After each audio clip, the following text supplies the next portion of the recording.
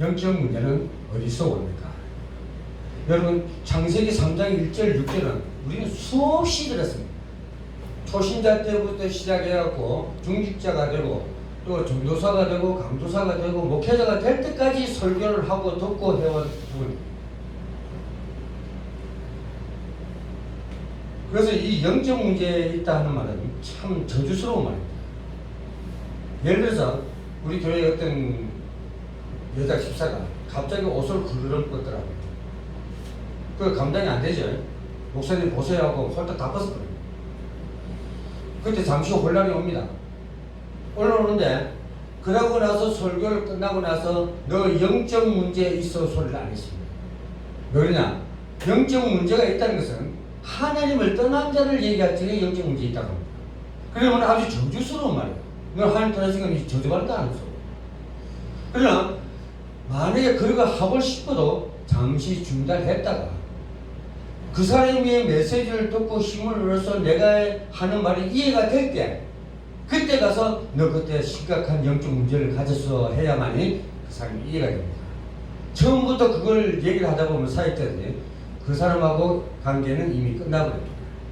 문제의 해결은커녕 더 나빠져버립니다. 그렇기 때문에 우리가 특히 정신문제 있는 사람들, 이런 사람들 치유사역을 할 적에 각별히 조심해야 할 말이 영적 문제란 말입니다.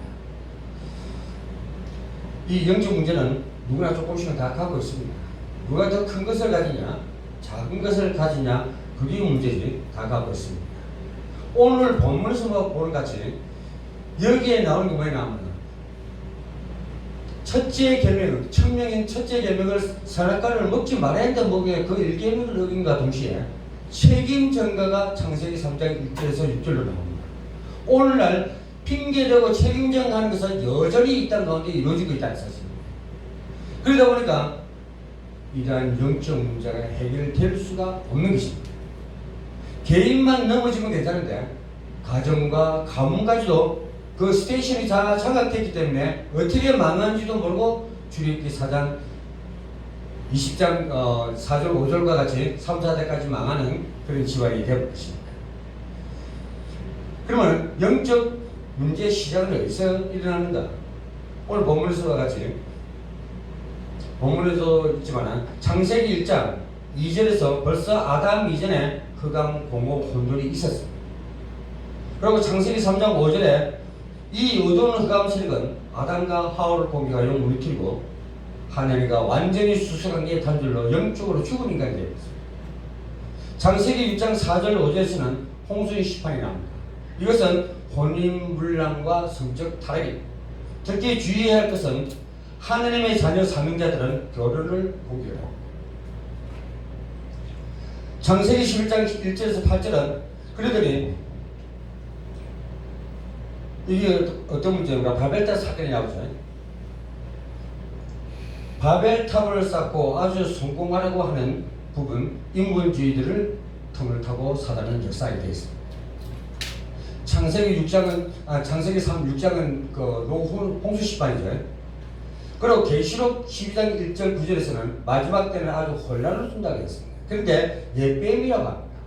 그래서 여러분 창세기 3장 1절과 5절과 선악과 사건과 유다서 1장 6절 7절을 참고하십시오. 소돔과 고모라를 무너뜨리는 그 본인이 바로 창세기 3장에 나오는 그 예뱀이라는 뜻입니다.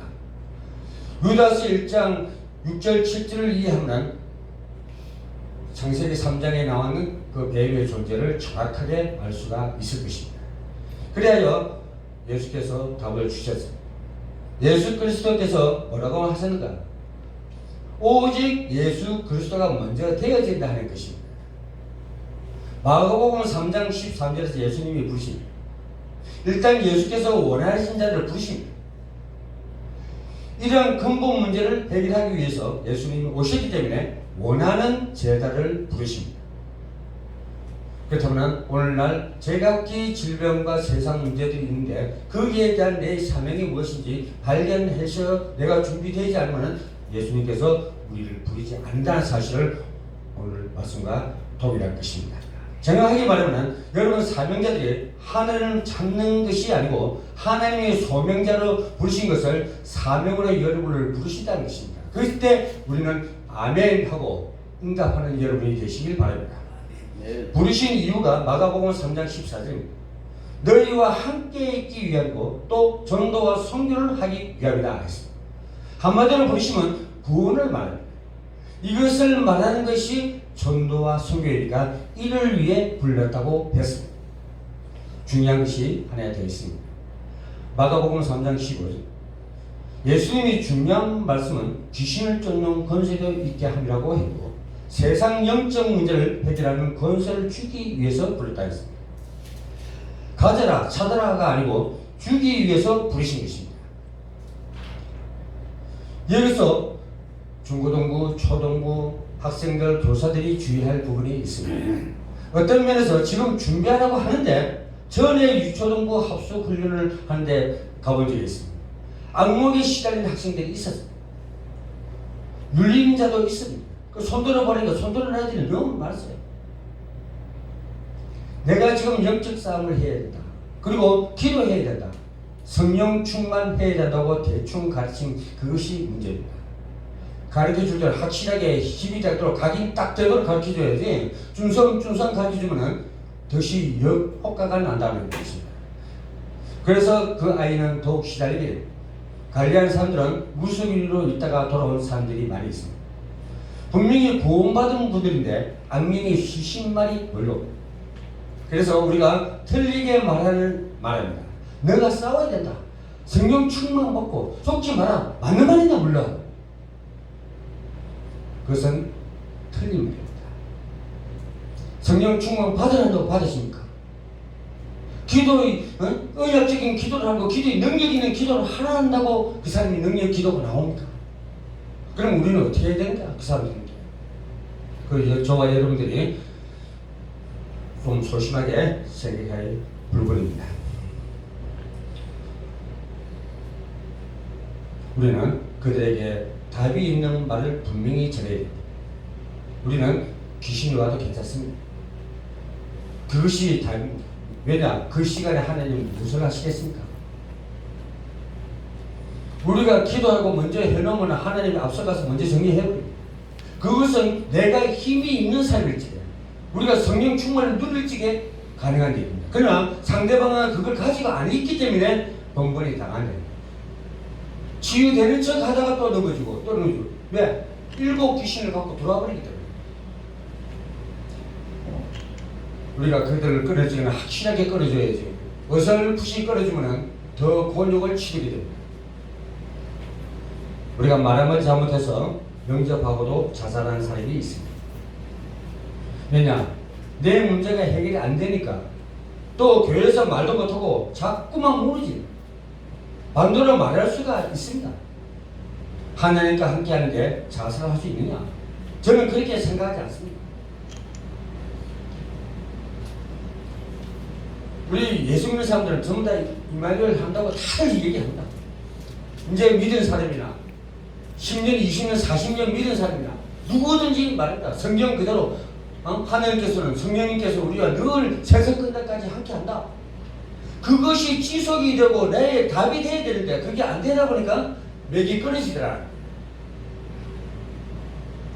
하나님을 믿는데 왜 병이 든가? 귀신 들리는 것도 병이다. 그렇다면 병들어 죽는 것이나 귀신 들려 죽는 것이나 똑같은 것입니다. 이 사람이 귀신에게 속았을 뿐입니다. 그래서 영적으로 시달리는 사람들은 여기에 대한 답을 분명하게 해야 되는 것입니다. 예수 그리스도를 구주로 영접하는 순간 하나님 입장에서 보면 끝나버렸습니다. 와도 괜찮다 끝났다. 성령이 아니고는 그리스도를 주라 시인할 수가 없다고 했습니다. 우리가 자꾸만 잘못 가르치면 큰 어려움을 당하고 그래서 끝났기 때문에 영적 문제가 와도 안 와도 괜찮습니다. 한 번은 예를 들면 한 번은 어떤 사람이 대만에 갔는데 엄청 큰 호텔이 있었어요. 저 호텔 참 좋다 했더니 대만 선교사가 말하기를 전에 저 호텔에 조영기 목사님이 주무시다가 밤에 암경에 시달려서 나왔다고 선교사가 말합니다. 경만인지 몰라도 그런 말을 합니다. 여러분은 틀리게 말하고 가르치면 끝난 것입니다. 악령하고 여러분하고 아무 상관이 없습니다.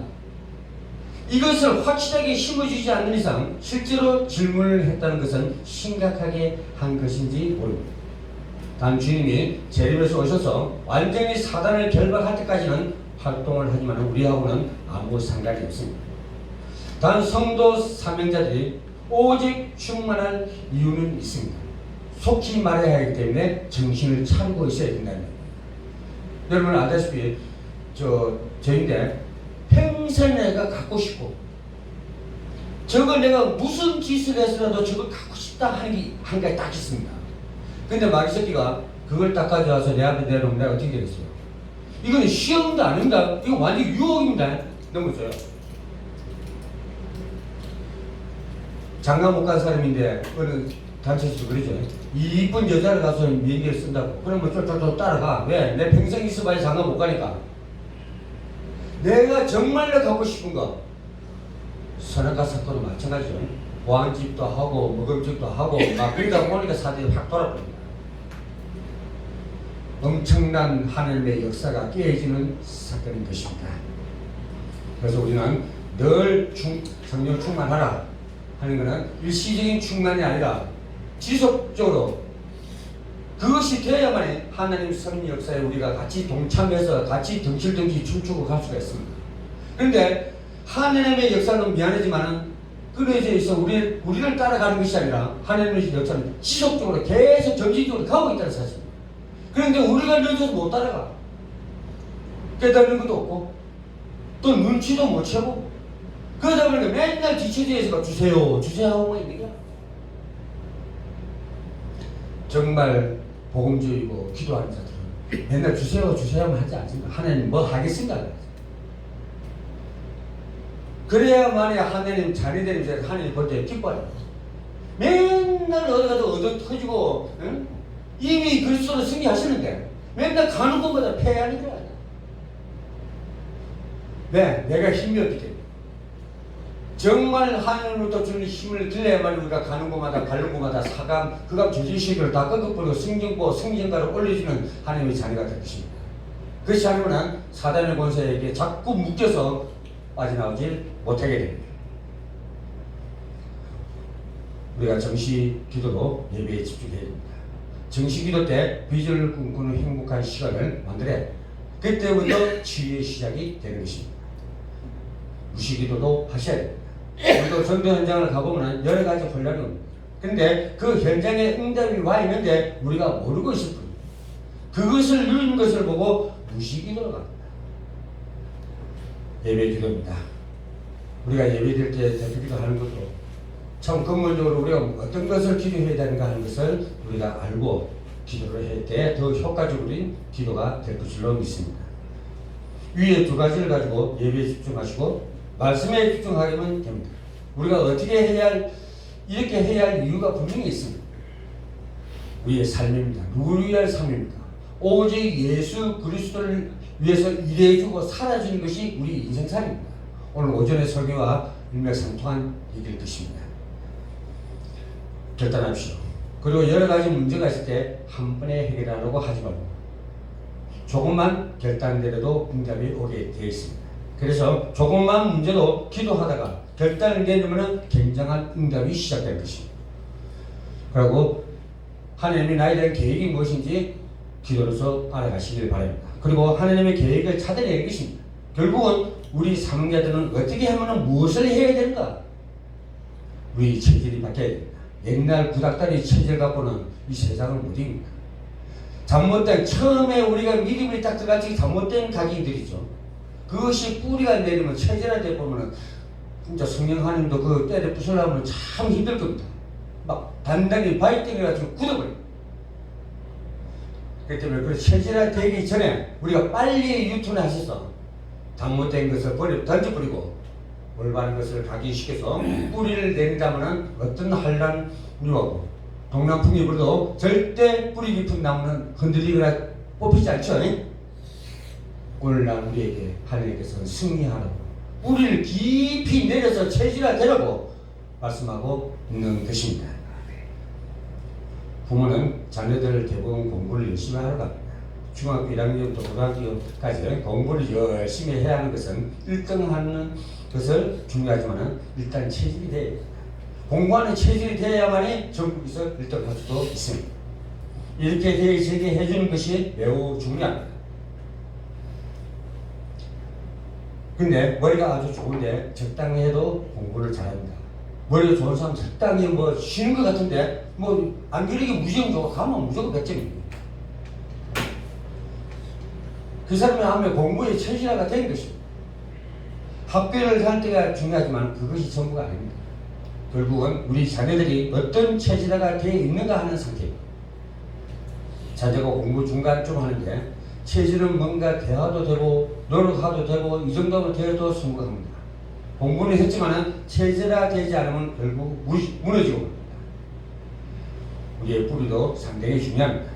그래서 우리는 훈련이 돼야 제자화 돼야 됩니다. 그래서 마태복음 28장 18절에서 20절에 뭐라고 말합니까? 하늘과 땅에 모든 것을 주셨으니 너희는 가서 모든 족속으로 제자를 삼아 너희의 분부한 모든 것을 가르쳐 지키게 하라. 제자 삼으라. 그래야만이 이 세상을 변화시킬 수가 있습니다. 이 배목사 혼자서 하는 게 아닙니다. 여기 중직자 여러분, 또 목회자 여러분, 사명자 여러분들께서 제자를 삼을 적에 세상을 변화시킬 수가 있는 것입니다. 근본적으로 내가 뿌리가 제대로 내려져야 합니다. 그래서 청소년들은 세상 유혹의 현장들이 너무나 많습니다. 영적인 문제를 급하게 치유하려고 하지 말고 이렇게 하면 됩니다. 제일 중요한 치유 방법은 현대의학적인 방법, 사례의 방법이 아니라 하나님의 말씀을 따라 성령께서 역사하시기 때문에 이렇게 하여야 성경적이며 복음적인 치유임을 아시길 바랍니다. 우리가 어떤 방법을 써도 안 됩니다. 옛날 아무개 부흥 강사, 우리나라 최고의 강사가 불러 하다가 포도 하니까 막 귀신 나가고 안전벨에 일을 하고 막 그래 했습니다. 그런데 네? 이제는 어떻게 됐습니까? 그걸 안 됩니다. 그렇게 한 사람들 어떻게 됐습니까? 온전하게 눈 딱 뜨고 천사가 될 거 게 아니라 시커먼 도포 입은 인간이 들어와서 대패지를 패가면서 그렇게 가는 거예요. 왜? 예수 믿다가 우리나라 최고의 부흥 강사가 됐다고 왜 비참하게 죽습니까? 성철이가 얘기한 대로 중생을 쏘겠습니다. 잘못 가르치고 잘못 전했기 때문에 그 사람은 지옥으로 끌려가는 겁니다. 오늘날 마찬가지입니다. 우리가 정말 성경적으로 복음적으로 상대를 대해줘야지 다른 방법으로 해결할 방법이 없다는 사실입니다. 그래서 오늘 창세기 3장 1절 6절이 매우 중요합니다. 그래서 전하는 자마다 조금씩 틀리겠지만 이 말씀을 깊이 깨달았으므로 이 시대를 살아가는 저희들이 승리할 수 있다는 사실입니다. 여러분, 오늘 이 말씀이 완전히 각인시키고 뿌리내리고 체질화돼서 이 세상을 변화시키는 하나님의 자녀가 되시기를 주님 이름으로 축복드립니다. 아멘.